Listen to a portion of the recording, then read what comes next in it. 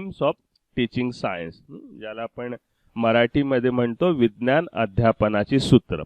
तो अभी ये मैग्जिम्स क्या है, मैग्जिम्स ऑफ टीचिंग साइंस क्या है, तो जैसे हेडिंग से हमें पता चलता है कि maxims is nothing but a universal fact that's are found by teachers based on their experience. तो टीचर जो इतने सालों से पढ़ाते हैं, दुनिया भर में टीचर पढ़ाते हैं, तो उनके अनुभव से उन्होंने कुछ सूत्र तैयार किए हैं, पढ़ाने के सूत्र तैयार किए हैं।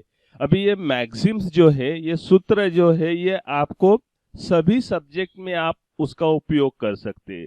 ऐसा नहीं कि इसका उपयोग सिर्फ हम साइंस में करेंगे, हम इसका उपयोग लैंग्वेजेस में भी कर सकते हैं, हम इसका उपयोग हिस्ट्री में भी कर सकते हैं, मैथमेटिक्स में भी कर सकते, जो भी स्कूल लेवल के सब्जेक्ट हो या अदर सब्जेक्ट हो, उसमें इन सूत्रों का उपयोग करके हम पढ़ाएंगे तो पढ़ाने में आसानी होगी और बच्चों को वो टॉपिक समझने में बहुत ही आसानी हो जाएगी। तो इसलिए हम इन सूत्रों का उपयोग करते हैं, जो बहुत सारे दुनिया भर के टीचर के अनुभव से आए हैं और उन्होंने उनको कुछ सूत्र के फॉर्म में वहाँ पे कंस्ट्रक्ट किया है, वहाँ पे उसकी रचना की है, जो यूनिवर्सल फैक्ट है, उसके बारे में हम यहाँ पे चर्चा करेंगे। तो ये सूत्र कौन से हैं? So these are universal significance and trustworthy, जो दुनिया भर में इसका उपयोग किया जाता है, इसका महत्व है। आप कहीं भी पे जाओ, पढ़ाते समय इसी सूत्रों का उपयोग करके जो है वो पढ़ाया जाता है। तो दुनिया भर में यूनिवर्सली ये इसका उपयोग किया जाता है, इसलिए हम इसके ऊपर पूरा विश्वास कर सकते हैं। और अगर इन्हीं सूत्रों का उपयोग करके हम पढ़ाएंगे तो हमारा पढ़ाने का तरीका भी सिस्टमैटिक हो जाएगा, हमारे पढ़ाने के तरीके में भी लॉजिकल कुछ बातें आ जाएंगी, सिक्वेंशियली हम पढ़ा सकते हैं। जैसे मैथमेटिक्स में हम कोई प्रॉब्लम सॉल्व करते वक्त हम सिक्वेंशियली वो प्रॉब्लम सॉल्व करते हैं, वैसे ही पढ़ाते वक्त भी हम इन सूत्रों का अगर उपयोग करते हैं तो हमारे पढ़ाने में एक सिस्टमैटिक जो बात है, अप्रोच जो है, वो अप्रोच इसमें आ जाएगा। So that's why we are taking this point in our syllabus, that is maxims of teaching science. Okay, so ये कौन कौन से है? So these are the following known to unknown, ज्ञाताकडून अज्ञाताकडे। कुछ ग्रामेटिकल मिस्टेक होंगे तो उसको आप थोड़ा इग्नोर करो, मराठी में या इंग्लिश में। सो नोन टू अननोन, सो ज्ञाताकडून अज्ञाताकडे, ज्ञाताकडून अज्ञाताकडे या नोन टू अननोन, इसका वर्ड टू वर्ड मीनिंग तो हमें पता है। क्या क्या कह सकते हैं, मतलब उसको दूसरे शब्द में हम कैसे कहेंगे? From known to unknown. कोई जवाब देगा इसका? मुलांना काय माहित आहे, बच्चों को क्या मालूम है, जिस टॉपिक के बारे में आप पढ़ाने जा रहे हो उसके बारे में बच्चों को जो मालूम है वहां से शुरुआत करके हम कुछ नया उनको सिखाएंगे, कुछ नई कंसेप्ट उनको पढ़ाएंगे, that is called as a known to unknown. अभी आपने इंटर्नशिप में कुछ लेसन लिए होंगे, तो क्या इस सूत्र का आपने उपयोग किया है? नोन टू अननोन कहाँ किया है, स्पेसिफिकली कहाँ किया है, कुछ बता सकते हैं?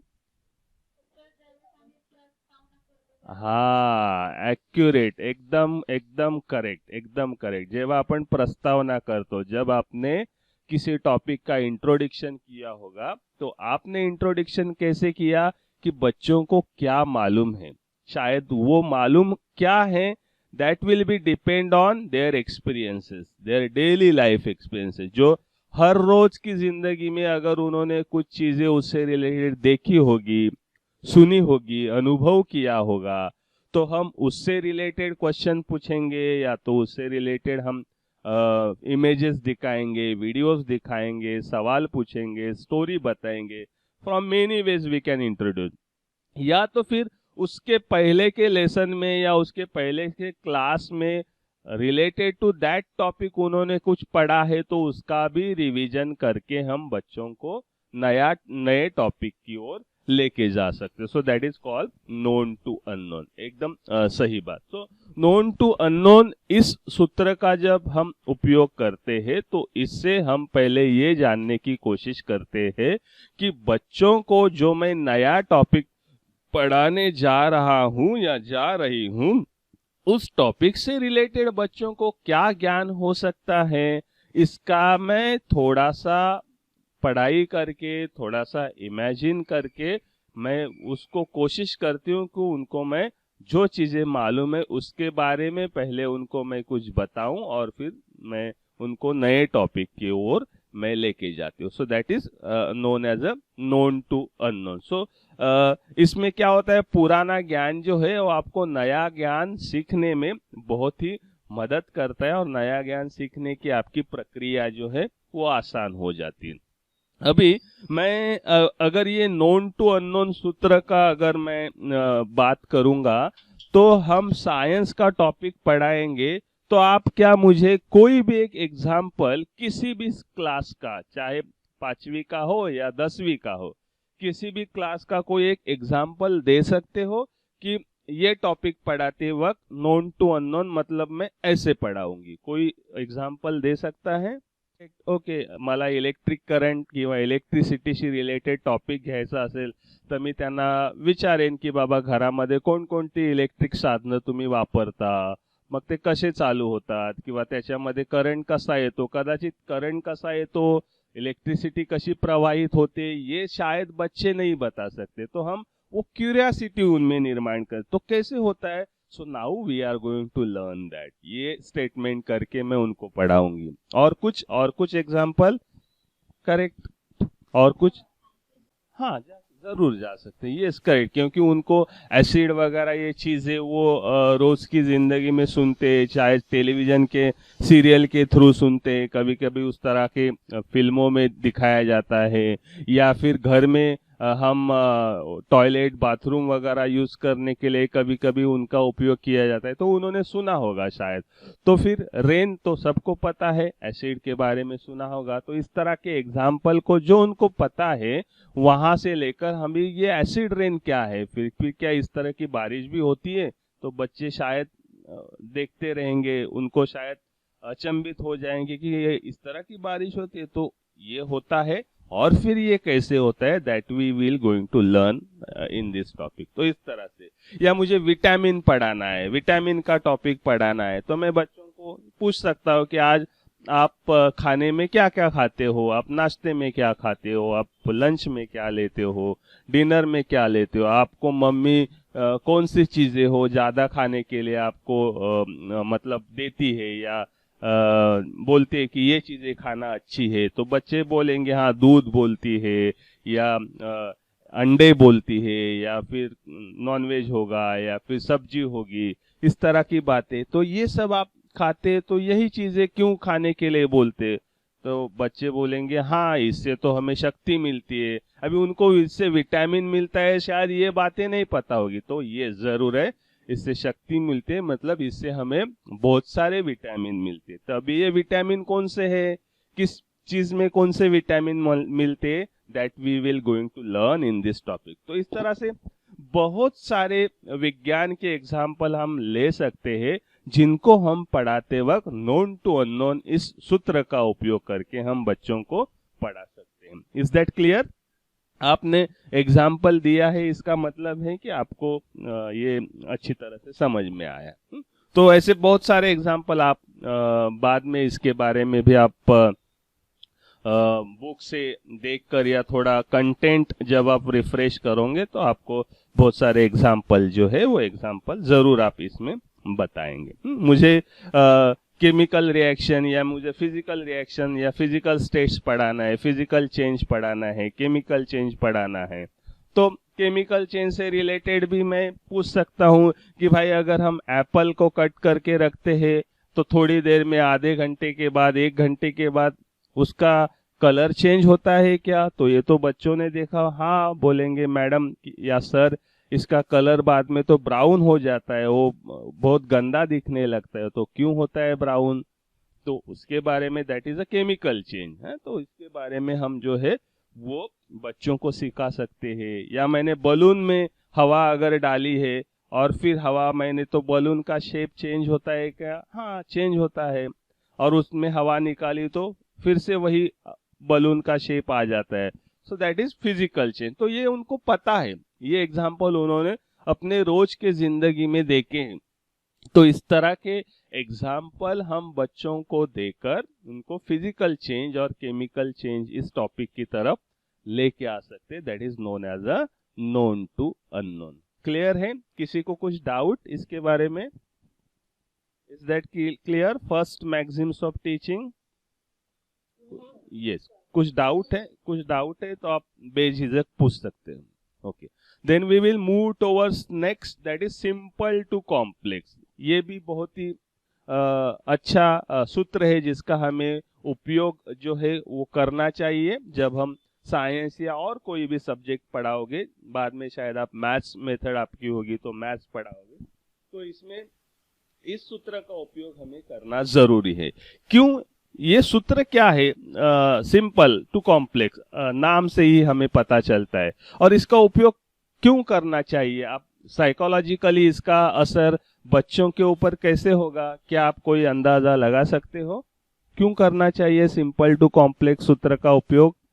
करेक्ट, जब हम किसी भी टॉपिक की जब हम शुरुआत करते हैं, अभी जैसे मैंने शुरुआत की और आपको ऐसे रोज के एग्जाम्पल बताए तो आपको लगा रही फिर ये नोन टू अननोन, शायद आपको नोट्स बाद में पढ़ने की भी जरूरत नहीं, क्योंकि कितना सिंपल है। सिंपल सिंपल एग्जाम्पल के अपने रोज के आपके लेसन के अनुभव से हमने शुरुआत की, तो क्या हो गया, आपको बहुत ही आसान लगा।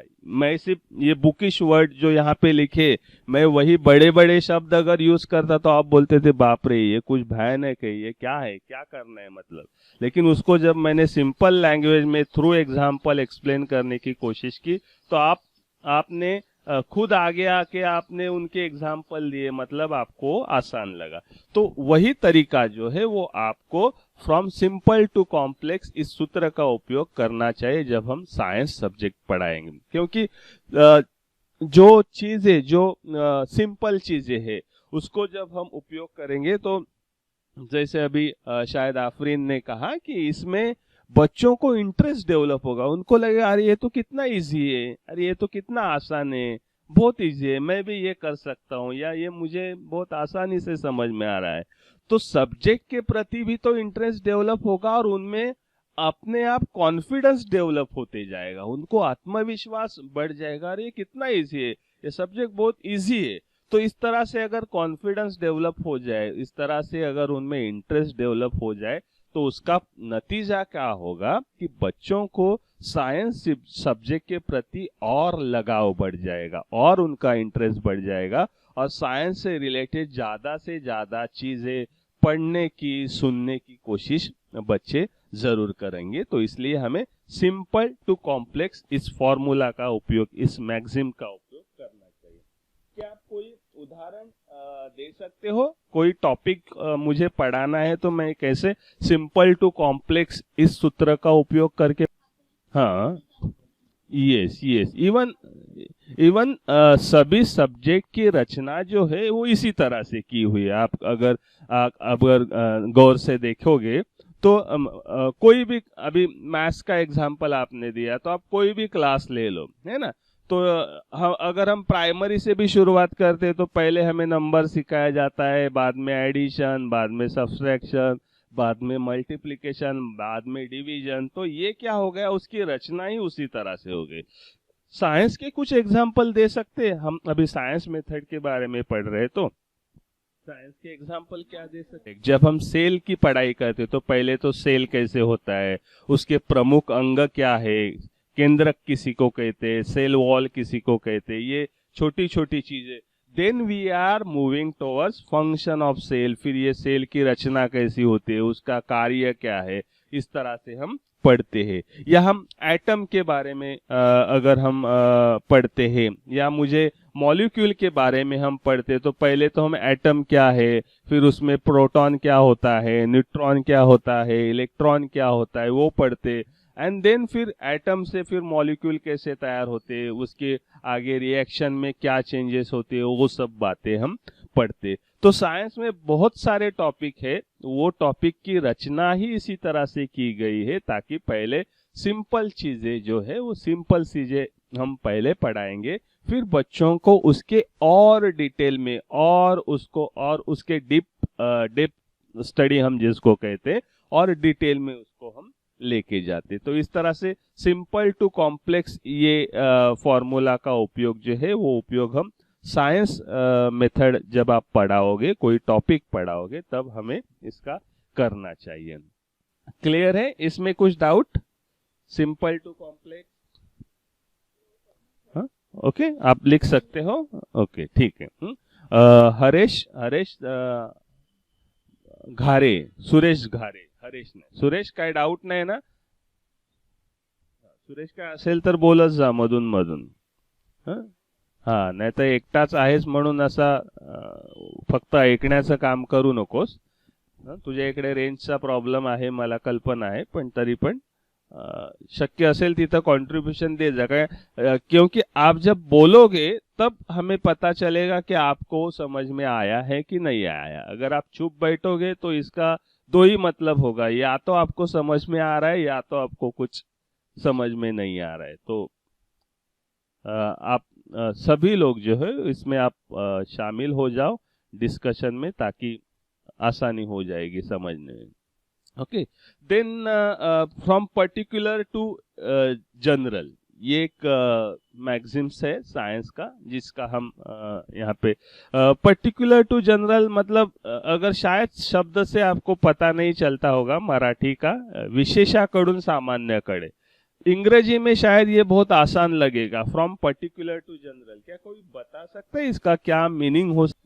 क्या बात है आफरीन, एब्सोल्युटली करेक्ट, आपने तो मेरा पढ़ाने का काम ही खत्म कर दिया। Absolutely correct example, from particular to general. जैसे अभी आफरीन ने कहा, आफरीन ही थी ना, अभी आफरीन ने कहा कि जैसे उसने बहुत सारे चीजों की टेस्ट बच्चों को पूछी, अगर शायद फिजिकली पढ़ाते तो हम उसको टेस्ट करने के लिए भी देते, लेमन देते थे, कभी इमली देते थे, जो भी खट्टी चीजें है, फिर इन सब की जो टेस्ट है कैसे है, तो सौर है ना, तो फिर इसमें सौर है तो इसमें क्या है, तो इसको एसिड है तो एसिड की टेस्ट क्या होती है, सौर होती है। तो ये जो स्टेटमेंट तैयार हो गया, the test of acid is sour, है ना, और एसिड इज सोर इन टेस्ट, ये जो जनरलाइज स्टेटमेंट हुआ, आप दुनिया भर में कहीं भी जाओ ये स्टेटमेंट आपको बदलेगा नहीं। आप चाहे अमेरिका जाओ, चाहे अफ्रीका जाओ, या चाहे पाकिस्तान में जाओ, एसिड की टेस्ट सोर ही रहेगी।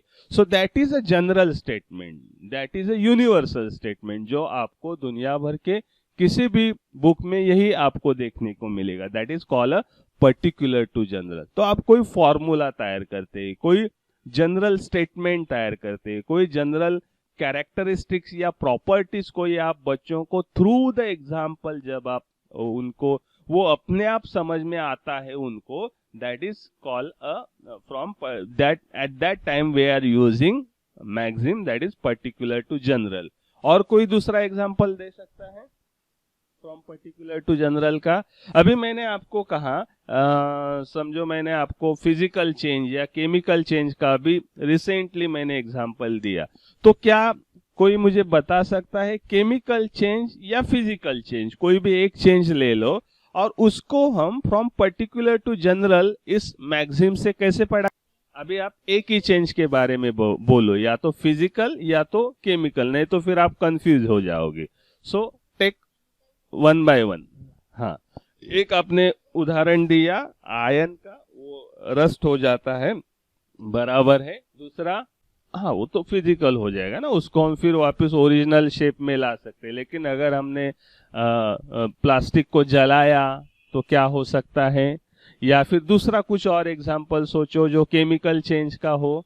जैसे मैंने आपको एप्पल का भी उदाहरण दिया था, है ना, एप्पल अगर मैंने कट करके रखा, थोड़ी देर में क्या हो जाएगा, वो अगेन रेडिश हो जाएगा ना, वो हमें पता है, वो थोड़ा सा लाल हो जाता है।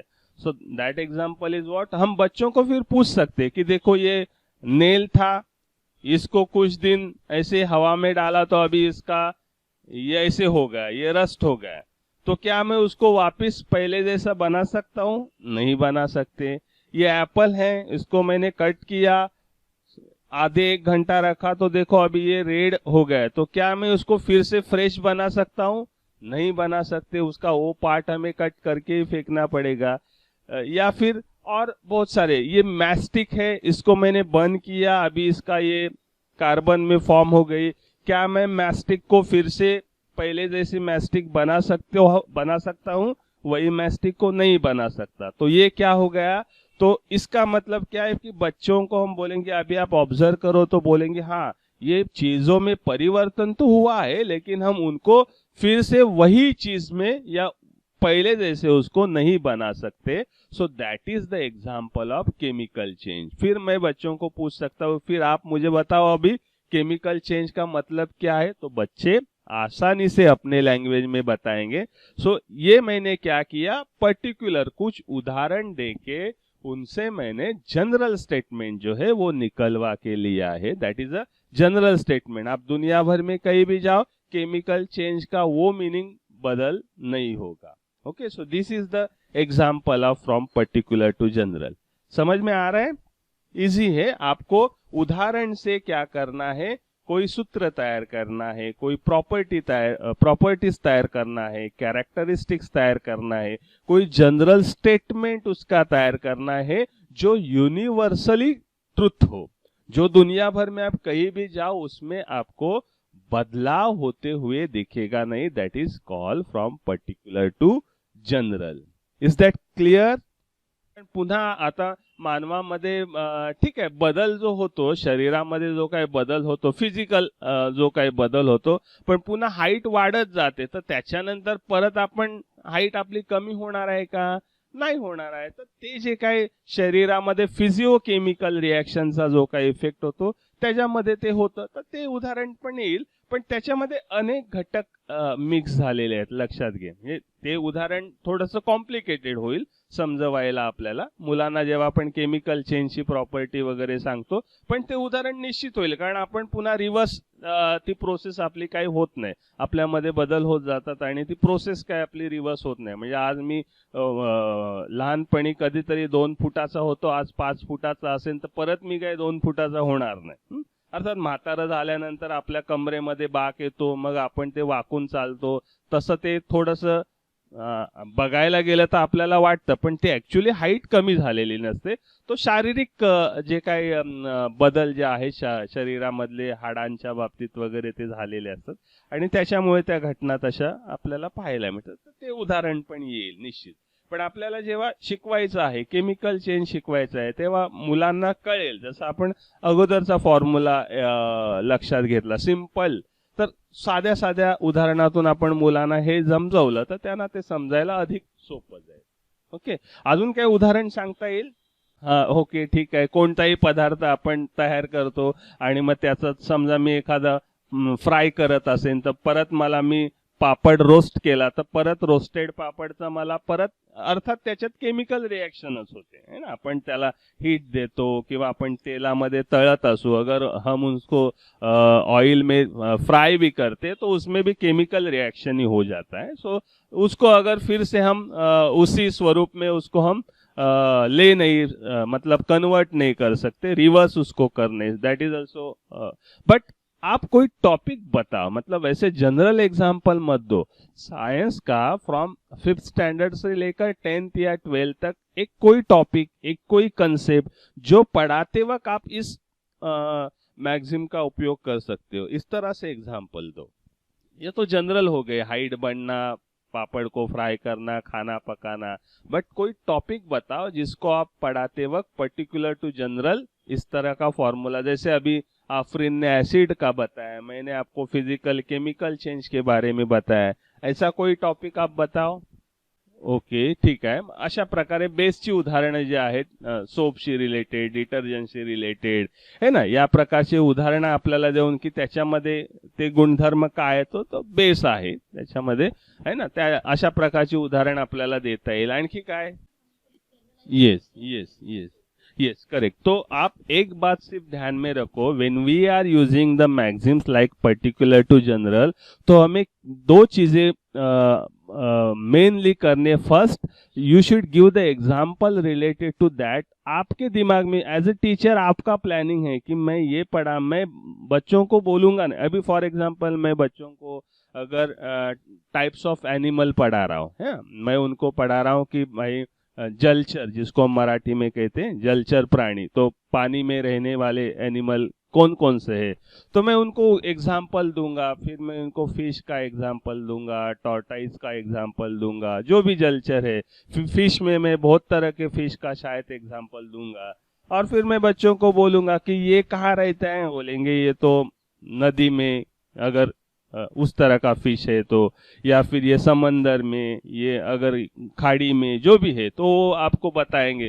तो फिर ये सब किस में रहते, पानी में। So that's why these are called, हम उसको कहेंगे जलचर एनिमल, जो पानी में रहते।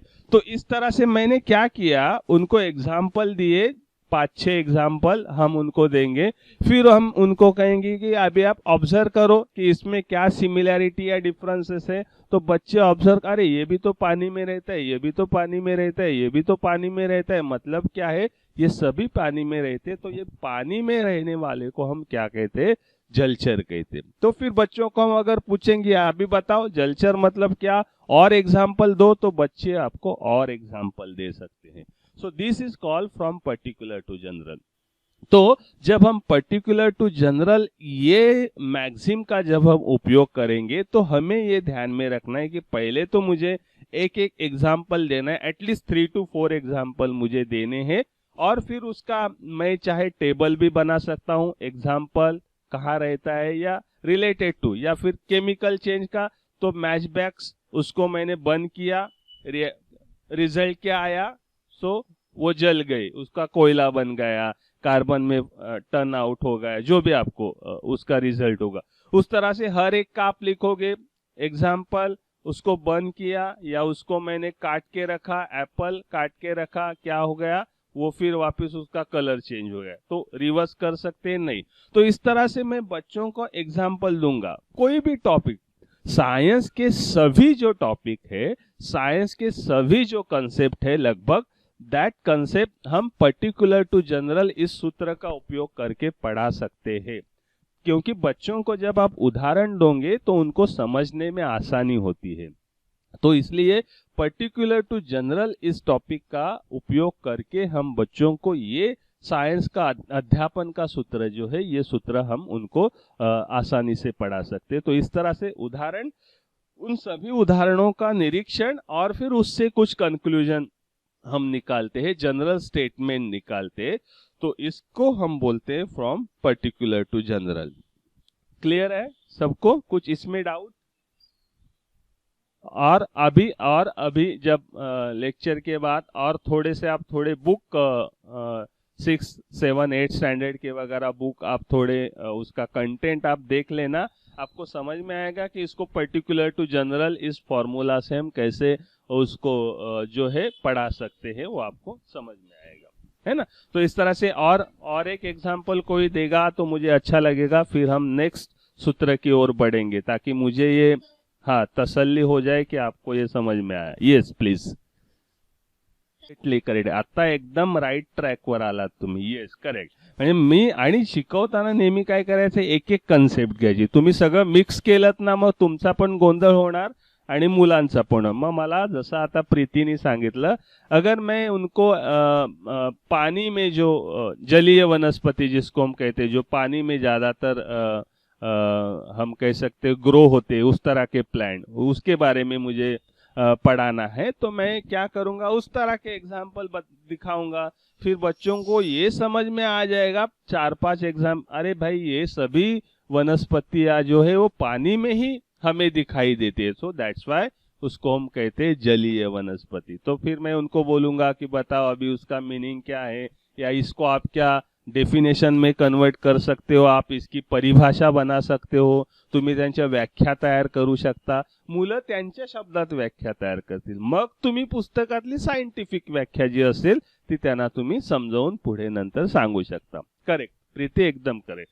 सो this is a particular to general, जहां पे हम विशेषाकडून सामान्यकडे या सूत्राचा आपण उपयोग जे आहे ते करू शकतो. और किसी को कुछ डाउट है, कुछ पूछना है? चलिए, ओके, चलिए, okay. Then next we will move towards from whole to part. ये भी अभी सिंपल है, इसका हम बहुत बार उपयोग करते हैं और शब्द से हमें पता चलता है कि फ्रॉम होल टू पार्ट मतलब क्या करना है. तो कोई मुझे सुरेश बोल, सुरेश मला तुझा आवाज ऐकला नाही.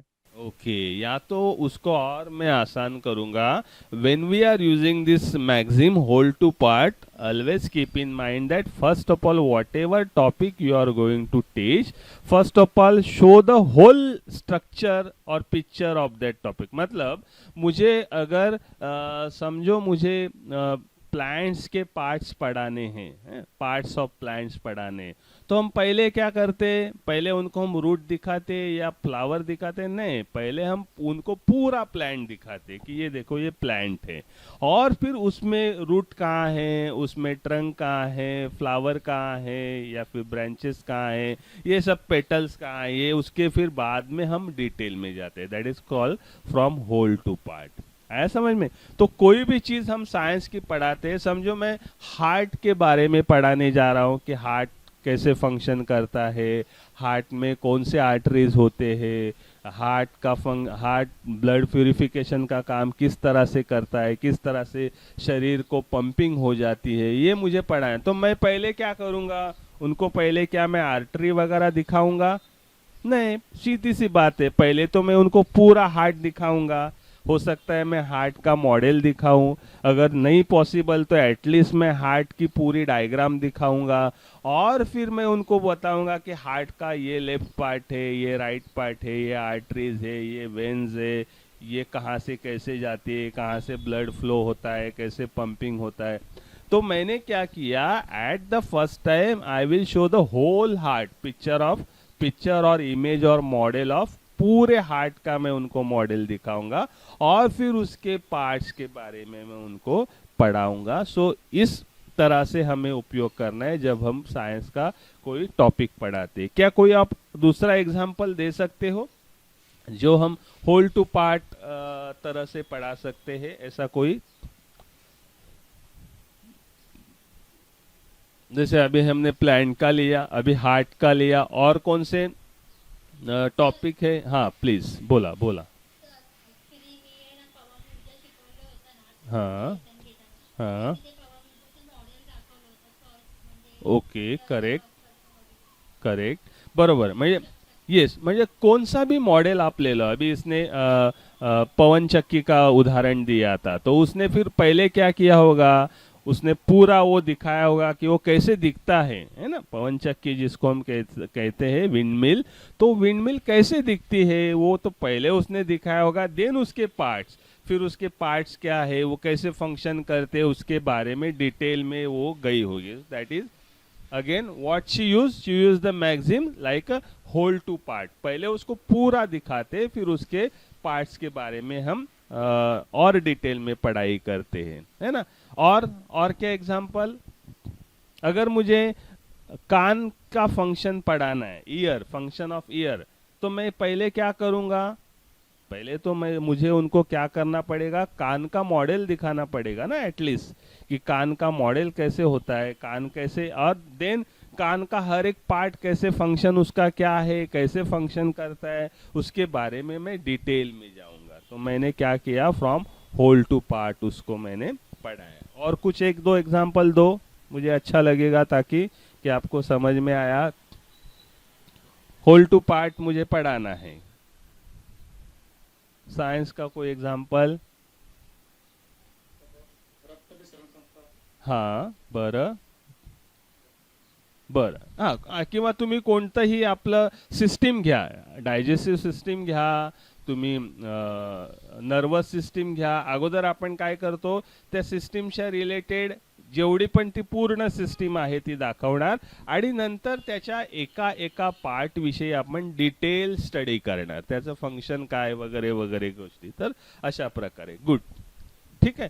तर अशा प्रकारे जब आप साइंस का जब कोई भी टॉपिक पढ़ाओगे तो आपकी ये कोशिश होनी चाहिए कि you should use the maxims from whole to part, पहले उसको पूरा, क्योंकि कोई भी चीज़ है ना, हमारा ह्यूमन नेचर है, किसी भी चीज को हम पहले पूरी उसका पूरी तरह से देखते, उसका आस्वाद लेते, फिर उसके छोटे छोटे और बारकाई के बारे में या और उसके छोटे छोटे चीज़ों के बारे में हम चर्चा करते।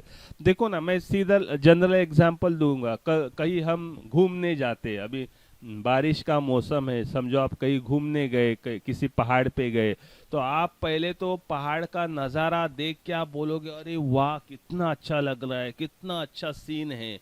तो आप ये जो आपके दिल से जो एक्सप्रेशन आएगा, बहुत अच्छा लग रहा है या बहुत अच्छा सीन है या क्या खूबसूरती है, ये जो वर्ड आएंगे, ये वर्ड क्या आपको किसी एक प्लांट को या किसी एक बर्ड को या किसी एक फूल को देख के आएंगे क्या? नहीं।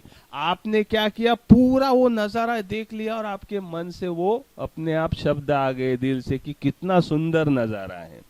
फिर आप बोलोगे अरे इसमें ये पेड़ देखो कितना सुंदर है, अरे ये पंछी देखो कितने सुंदर है, अरे झरने देखो कितना सुंदर है, अरे ये फ्लावर देखो कितने सुंदर है, अरे ये ग्रास देखो कुछ अलग किस्म का है, अलग तरह का है।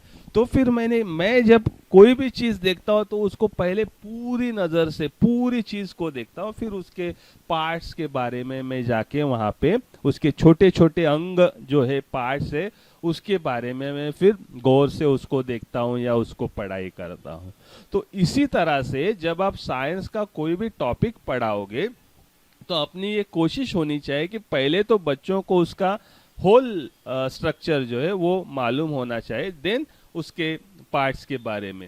ह्यूमन बॉडी का पढ़ाई करना है हाँ, आप मेडिकल के आपके कोई सिस्टर ब्रदर जो भी होंगे उनको भी पूछो, वो क्या करते, पहले तो पूरा ह्यूमन बॉडी क्या होती है वो, देन उसके पार्ट्स, फिर ह्यूमन का ब्रेन कहाँ होता है, हार्ट कहाँ होता है, किडनी कहाँ होता है, उनके फंक्शन क्या है वगैरह वगैरह पढ़ाते होंगे। लेकिन पहले तो उनको ह्यूमन स्ट्रक्चर जो हमने शायद लैब में स्केलेटन वगैरह हमने देखा होगा जब हम स्कूल में थे, तो पहले तो पूरा स्ट्रक्चर, देन स्केलेटन क्या है, फिर बोन्स कहाँ कहाँ होते, कौन से होते, क्या प्रकार के होते, वो फिर डिटेल में पढ़ते। So that's why from whole to part इस मैक्सिम्स का हमें उपयोग करना चाहिए जब हम कोई भी साइंस का टॉपिक पढ़ाएंगे। क्लियर है? From whole to part. Okay, so before teaching different portion, फूल के बारे में ये सबको टिपिकल एग्जाम्पल दूंगा जो हम गए बाबा आदम के ज़माने से पढ़ते आ रहे। हिबिस्कस, जासवंदीचा फूल, तो हम क्या करते हैं, उसका पेटल कहाँ है, उसका करोला कौन सा है, उसके पोलन ग्रेन्स कैसे होते या फिर उसकी ओरी कहाँ है, ये पढ़ाने से पहले बच्चों को हम पहले तो पूरा फूल दिखाते हैं कि ये देखो ये हिबिस्कस का फूल है, फिर इसको पेटल कहते हैं, इसको करोला कहते हैं, इसको ओरी कहते हैं, ये सब हम उनको बाद में पढ़ाते हैं। So this is the example of from whole to part. Is that clear? समझ में आया? हाँ, यहाँ पे नोन टू अननोन और कॉन्क्रीट टू एब्स्ट्रैक्ट में थोड़ा सा डिफरेंस ये है कि कॉन्क्रीट टू एब्स्ट्रैक्ट में आपको कॉन्क्रीटली कुछ तो दिखाना है, मतलब नोन टू अननोन में मैं सिर्फ क्वेश्चन के माध्यम से भी उनको क्या मालूम है वो पूछ सकता हूँ, लेकिन कॉन्क्रीट टू एब्स्ट्रैक्ट में मुझे मॉडल, फिगर या वो चीज़ उसको मूर्त स्वरूप में, जिसको मैं सेंसरी ऑर्गन से फील कर सकता हूँ, इस स्वरूप में मुझे दिखाना ही है, तभी वो कॉन्क्रीट हो जाएगा, है ना।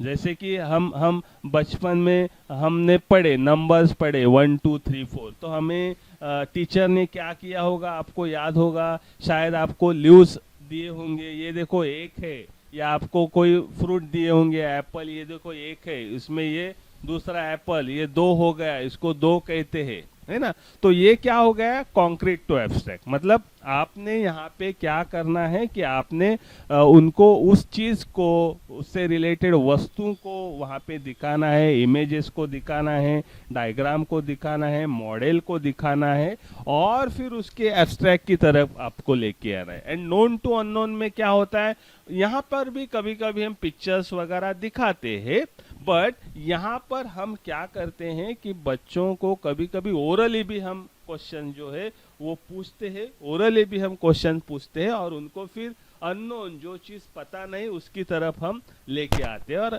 यहाँ पे जो चीज एब्स्ट्रैक्ट है, जिसको हमें इमेजिन करना पड़ता है, उसके बारे अभी अभी आपको मैं बोलूंगा कि 10 किसको कहते हैं, तो 10 ये फिगर अपने दिमाग में अपने आप छप जाएगी। आपको फिर उसके लिए 10 मैंगो, 10 एप्पल, 10 लीव्स इमेजिन करने की जरूरत है क्या, नहीं है। सो 10 अगर हम कहेंगे तो दिस इज एब्स्ट्रैक्ट। 10 ये कोई कॉन्क्रीट फिगर नहीं है, ये एब्स्ट्रैक्ट है, लेकिन उसको उदाहरणों के द्वारा हम इतने सालों से पढ़ते आ रहे हैं, इसके लिए वो हमें अभी समझने में आसानी हो गई है। तो इस तरह से बरोबर बरोबर तेच मी मगाशी सांगितलं, किंवा कधी कधी आपल्याला बालवाडीमध्ये मग ते खडे द्यायचे, पानं द्यायचे, किंवा फुलं द्यायचे, किंवा फळं द्यायचे, आणि हा एक फूल, यात अजून एक टाकला, हे बघ अजून सेम फूल टाकलं, हे 2 झाले, असं आपल्याला ते शिकवायचे। म्हणजे ते काय करायचे, वो क्या करते थे, चीजें दिखाते थे, that is nothing but a concrete form of 1 2 3 number, और फिर उससे हमें 1 क्या है, 2 क्या है, 3 क्या है ये समझाते, दैट इज एब्स्ट्रैक्ट फॉर्म। तो इस तरह से साइंस में जब हम उनको कुछ बातें पढ़ाएंगे तो उसमें हम कॉन्क्रीट टू एब्स्ट्रैक्ट इस फॉर्मूला का, इस मैक्सिम का उपयोग करते हैं।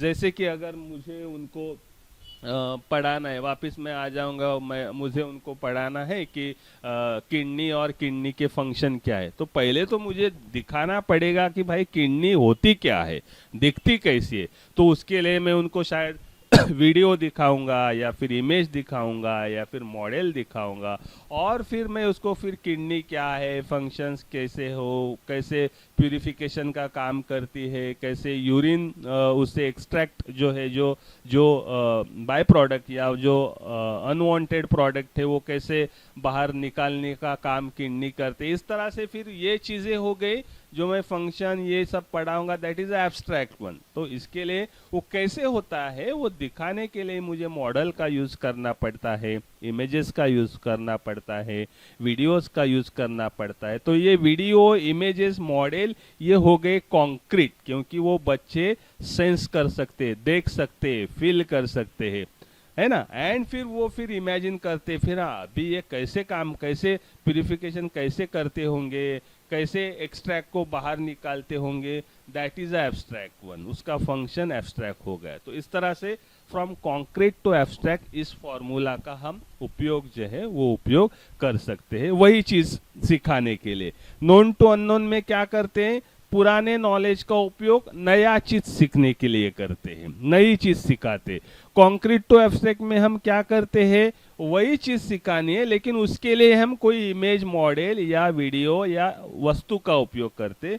तो ये थोड़ा सा डिफरेंस है known to unknown and concrete to abstract. अभी ये भी होता है, आप ये ध्यान में रखो, हम भले ये सूत्र अलग अलग पढ़ रहे, लेकिन जब हम पढ़ाते हैं तो कभी कभी हमें ये पता नहीं चलता कि मैं कब एक सूत्र के ओर से दूसरी सूत्र की ओर, या इसका मिक्सिंग करके ही पढ़ाना पड़ता है। ये हमारे समझने में आसानी हो जाए इसलिए सिलेबस में ये अलग अलग दिया है, लेकिन जब इनको हम पढ़ते हैं तो हम इनको इकट्ठा करके या इसका जब हम उपयोग करते तो कभी कभी हम एक सूत्र का उपयोग करके दूसरे सूत्र का उपयोग या 2 सूत्र मिक्स करके भी उनको हम पढ़ाते हैं।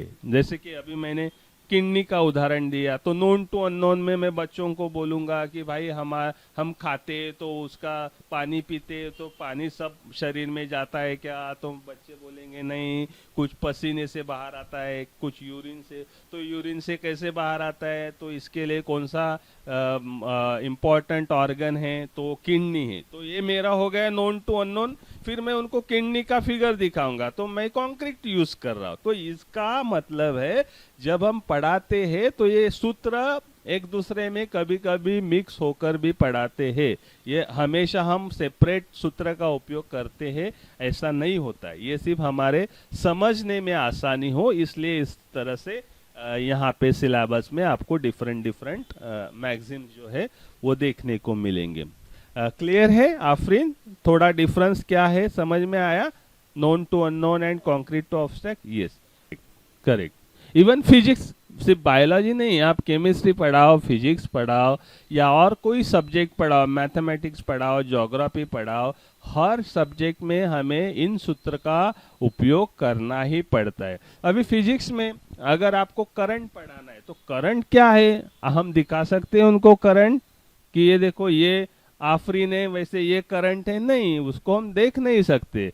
बट उसको हम फिर कंक्रीट से कैसे, फिर करंट कैसे फ्लो होता है, फिर उसके समझो सेल है तो सेल से करंट कैसे फ्लो होता है, उसका पॉजिटिव आयन क्या है, निगेटिव आयन क्या है, कंडक्टर कॉपर वायर कैसे होती है, तो इसके बारे में हम पढ़ाएंगे तो बच्चे फिर एब्स्ट्रैक्ट, हाँ फिर करंट क्या होता है, वो कैसे फ्लो होता है, उनको वो समझ में आएगा। तो इसलिए हमें कुछ चीजें दिखानी पड़ती है, कुछ मॉडल दिखाने पड़ते हैं, कुछ वस्तु दिखानी पड़ती है। अगर ये पॉसिबल नहीं है तो एटलीस्ट इमेजेस हम दिखाते, हम उनको चित्र दिखाते और फिर उससे हम उनको जो एब्स्ट्रैक्ट चीज पढ़ानी है उस एब्स्ट्रैक्ट चीज की ओर हम उनको लेके जाते हैं। That is called from concrete to abstract. तो इस तरह से हम इस सूत्र का उपयोग, हाँ बोला, हाँ करेक्ट हाँ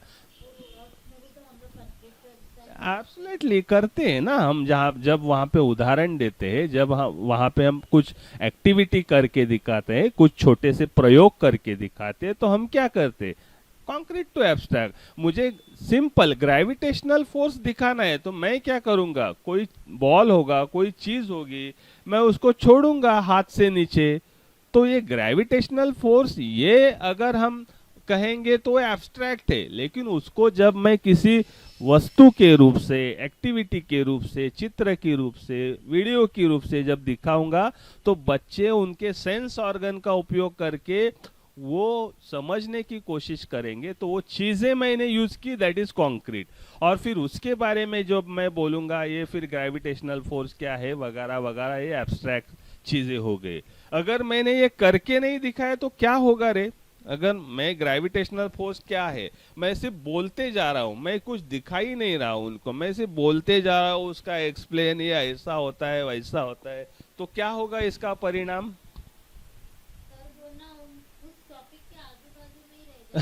करेक्ट है, मतलब उनको समझ में ही नहीं आएगा कि ये क्या बोल रहे हैं, मतलब उनको क्या कहना है, ये क्या है भाई ग्रेविटेशनल फोर्स, है ना। कभी कभी ऐसा होता है ना, कुछ टीचर हम स्कूल से अभी देखते हैं ऐसे पढ़ाते हैं तो हमें सब चीजें एब्स्ट्रैक्ट लगती है ना। तो तभी हम, आपको शायद याद होगा जब आपने लेसन लिया स्पेसिफिकली मैथमेटिक्स का, स्पेसिफिकली 11, 10, 12 स्टैंडर्ड के, तो हमने आपको रिमार्क दिए होंगे कि भाई आप उन उदाहरणों को जब आप बोल रहे हो, ये साइन कॉस थीटा ये सब एब्स्ट्रैक्ट हो रहा है, इसको आप कॉन्क्रीट करो। मतलब क्या है, ये जीवन में कहाँ उपयोग होता है, ये कैसे आप डेली लाइफ के उदाहरणों से कैसे इसको आप एक्सप्लेन कर सकते हो, उस तरह की उदाहरण दो। तो ये क्या होगा, अगर मैं उनको सिर्फ साइन कॉस थीटा ये सब पढ़ाते बैठूंगा, उसको मैंने कॉन्क्रीट चीज़ों से कोरिलेट नहीं किया, डेली एग्जाम्पल ये यहाँ इसका उपयोग कहाँ पे होता है वो मैंने नहीं बताया, तो बच्चों को वो सब दिमाग के ऊपर से निकल जाए, उनको सब वो एब्स्ट्रैक्ट लगेंगी चीज़ें, है ना।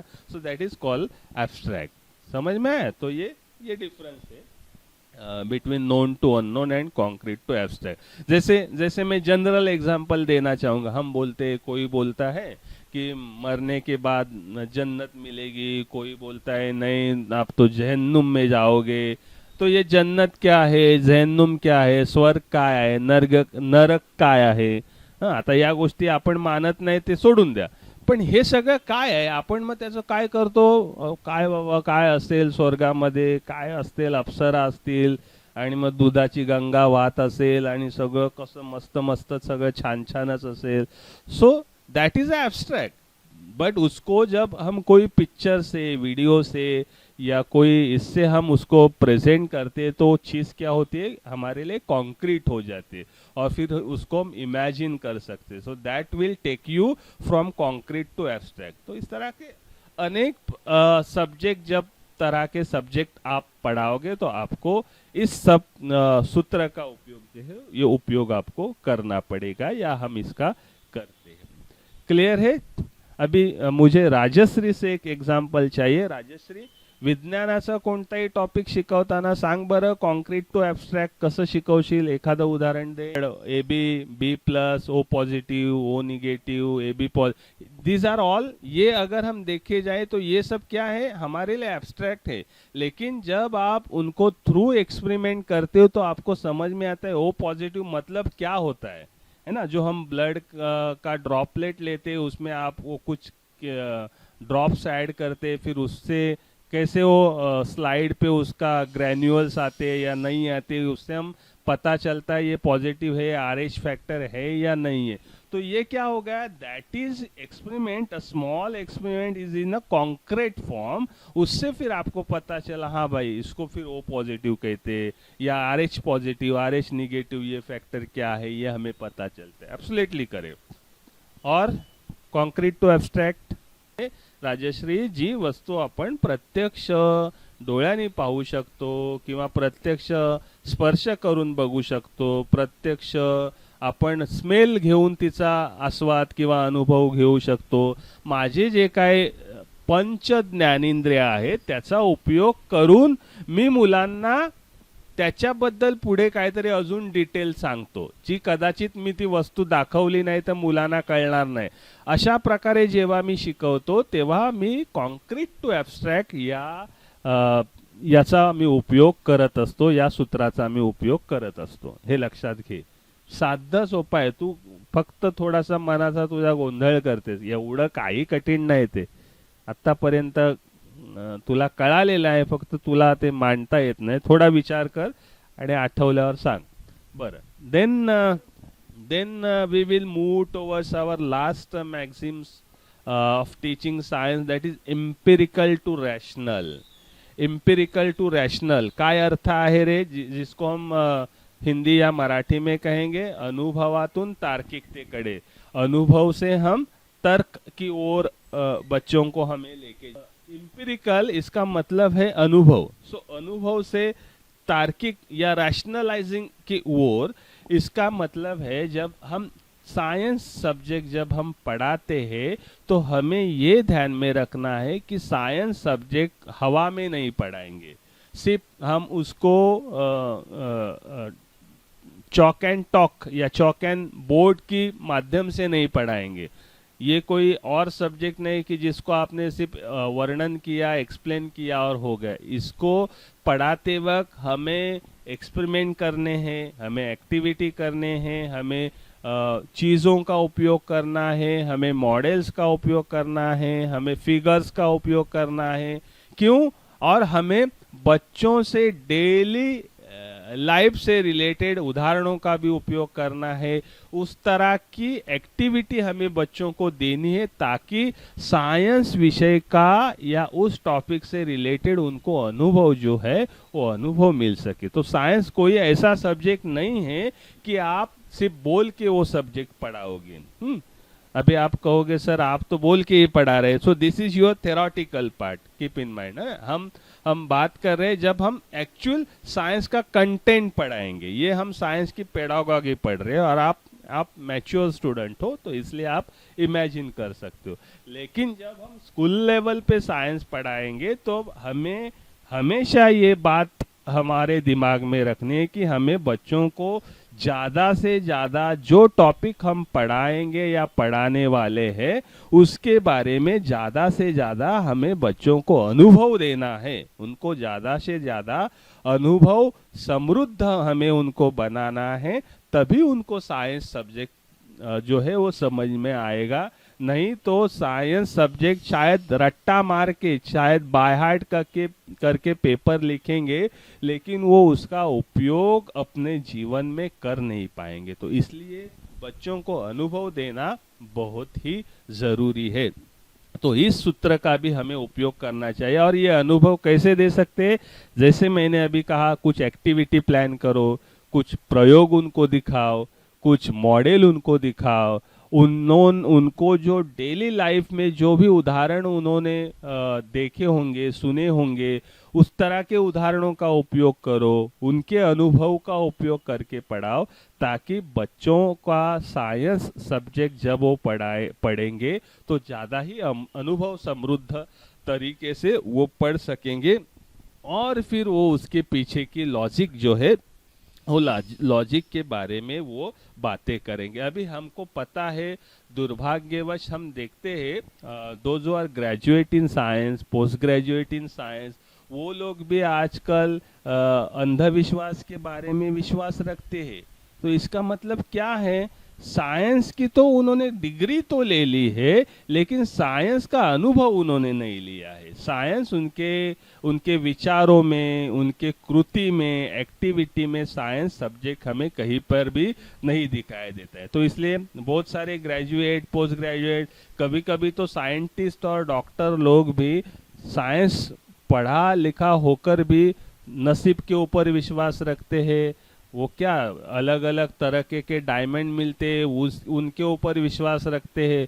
तो इसका मतलब क्या है, वो लॉजिकली उसका सोचते ही नहीं। तो लॉजिकल थिंकिंग उनमें, रैशनल थिंकिंग उनमें डेवलप नहीं होती। तो इसलिए हमें उनको अनुभव देना पड़ता है। हमारे इसमें मराठी में बहुत बहुत अच्छी तरह के फ्रेजेस, स्टेटमेंट है कि बाप दाखव नाही तर श्राद्ध कर, म्हणजेच काय, फ्रॉम एमपी, मुझे तू उसका अनुभव दे, नहीं तो फिर ये बातें मेरे सामने ढकोसले, मेरे सामने मत कर, है ना। तो साइंस क्या कहता है, साइंस ये कहता है कि साइंस का अनुभव सभी को एक तरह का होना चाहिए। मतलब आप कोई भी चीज के बारे में जब बात करते हो तो वो चीज मैं देखूं, मैं फील करूं, कोई दूसरा फील करे, सबको अनुभव एक ही तरह का होगा। तो इसलिए एक ही तरह का अनुभव जब होता है, सो that is called a scientific thing, that is called a scientific attitude. Okay, तो अनुभव से फिर हम तर्क करने लगते हैं। अभी मैं उदाहरण दूंगा आपको कि हमारे यहाँ बहुत सारे आयुर्विज्ञान या अलग अलग तरह के जो मेडिसिन है, अभी हमें पता है कि कोई छोटी सी कट हो गया, कोई खून आ गया, तो हम जल्दी जाके किचन में से टर्मरिक लेते, हल्दी लेते, वहाँ पे लगाते हैं। या बहुत सारे हम नेचुरली वनस्पतियों का उपयोग करके छोटे मोटे हमारे जो भी पीड़ा है शरीर की, उसके ऊपर हम दवाई करते। अभी ये कहाँ से आया? तो हमारे पूर्वजों ने उस तरह के बहुत सारे प्लांट का प्रयोग किया होगा, कभी उनको सक्सेस आया होगा, कभी उसका उल्टा भयानक परिणाम हुआ होगा।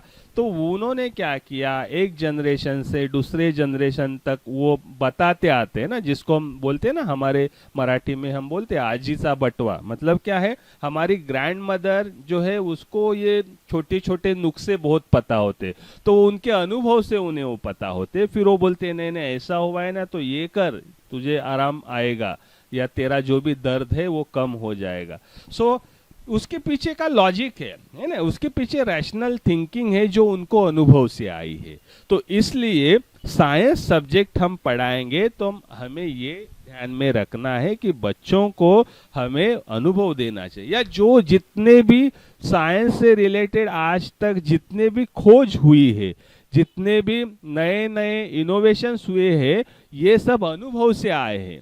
किसी के कोई सपने में नहीं आया कि ये ग्रेविटेशनल फोर्स है, ये न्यूटन का लॉ है, या इसका उपयोग इस तरह से, ये एटम है, इससे आप ये कर सकते हो। नहीं, उन्होंने बहुत सारे एक्सपेरिमेंट किए होंगे और उस अनुभव से सीखते गए और फिर वो कोई चीज के ऊपर या कोई संशोधन के तरफ आकर वो रुके होंगे।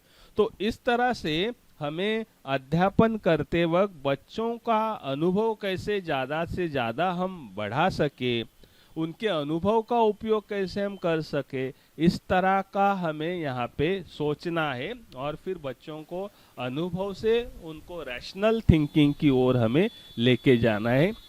ये सूत्र के बारे में अगर मैं कहूँगा तो ये सूत्र पूरे साइंस सब्जेक्ट का निचोड़ है, जिससे हम बच्चों में साइंटिफिक टेम्पर, साइंटिफिक एटीट्यूड, जिसको हम वैज्ञानिक दृष्टिकोण कहते हैं ना, ये हमें इस तरह के अनुभव देकर उनमें हमें निर्माण करना चाहिए, है ना। जैसे लोग बोलते हैं ना कि भाई वो स्मशान में भूत प्रेत होते हैं, तो आपने बहुत सारे उदाहरण देखे होंगे, नरेंद्र दाभोलकर है या साने गुरुजी के आपने पढ़े होंगे।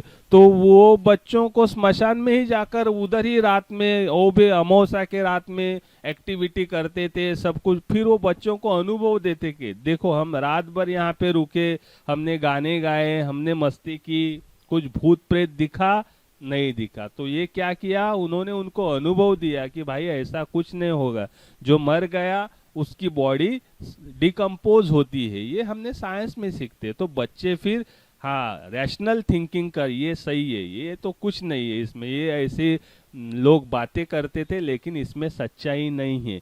तो इस तरह से हम छोटी छोटी चीज़ें जब साइंस की हम पढ़ाएंगे तो हमें ये ध्यान में रखना है कि बच्चों को उसका अनुभव देना है, उसका प्रूफ हमें देना है, तभी जाके उसमें रैशनल थिंकिंग जो है वो डेवलप हो पाएगी, नहीं तो फिर वो नहीं हो पाएगी, है ना। जैसे आपने अगर आपको कोई कहता है, रोज के हमारे एग्जाम्पल, बिल्ली रास्ता काटना, इसमें कोई रैशनल थिंकिंग है ही नहीं। तो हमें बच्चों को वो अनुभव से सिखाना है कि देखो अगर ऐसा हुआ तो क्या कुछ हो सकता है, तो कुछ विपरीत परिणाम नहीं होगा।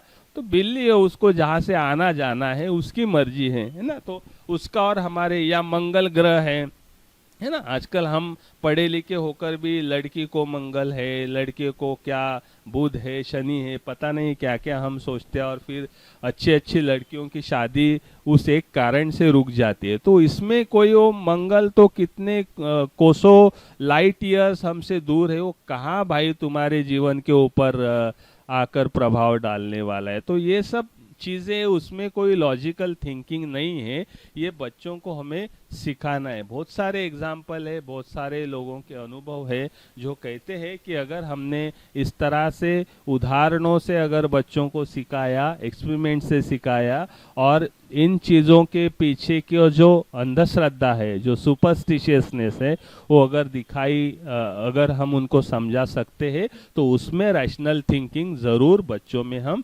डेवलप कर सकते हैं, कल्टीवेट कर सकते हैं। So that is the main we can say maxim, जिसको हमें, ये सभी मैक्सिम है ना, ये सभी मैक्सिम आपको फाइनली इम्पिरिकल टू रैशनल की ओर लेके आते हैं। सभी मैक्सिम में हम ये इसका उपयोग करते हैं, ये बात ध्यान में रखो। तो इस तरह से एक ही बात ध्यान में रखनी है कि जब हम कोई सब्जेक्ट पढ़ाएंगे तो हमें बच्चों को ज़्यादा से ज़्यादा उनके सेंस ऑर्गन का उपयोग करके अनुभव देना है, और फिर उसमें सत्य क्या है, उस सत्य की ओर हमें बच्चों को लेके जाना है। ये हमें इम्पिरिकल टू रैशनल ये मैगजीन्स हमें सिखाता है। तो इस तरह से मैगजीन्स ऑफ टीचिंग जो है विज्ञान के, इसके बारे में हमने यहाँ पे आज डिस्कशन किया। From known to unknown, simple to complex, particular to general, whole to part, concrete to abstract, and then last empirical to rational. अभी किसी भी मैगजीन के बारे में कुछ डाउट? हाँ जरूर, क्यों, मैं वही बोला कि इम्पिरिकल टू रैशनल ये जो मैगजीन है ना, ये सभी मैगजीनों का निचोड़ है।